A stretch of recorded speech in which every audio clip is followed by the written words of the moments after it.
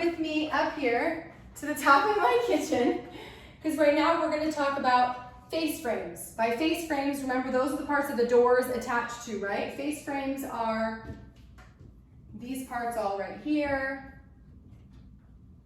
down here. Okay, so these were all existing from my old kitchen with my old doors and my old cabinets, all right? But I don't know if you guys remember, this part was hollow on my kitchen, and I built new cabinet boxes up here, and then I added my own face frames. So when you're adding your own face frames, I don't know if you can see, but I made sure to kind of match this line here so that all the openings were the same, and then all my hinges would kind of be the same. And then the one thing that I made sure to consider is that I like to use poplar, because poplar is a harder wood and it's not going to scratch as easily. So when you're measuring for them, you basically just need to make sure every space is going to look different, but you need to make sure that they're matching up with everything that's kind of above and below it. And then when you're attaching it, I always use wood glue, nails, and if there's going to be a heavy door in it, I also want to throw some screws in it too. So here's a close-up example of face frames. I built all of these face frames around my kitchen. Okay, see this?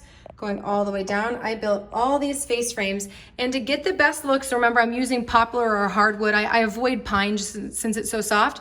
So I cut each piece as I go, not all at once. So after maybe my vertical pieces are in, I'll cut this horizontal piece so I can get it exact. You really don't want a gap there.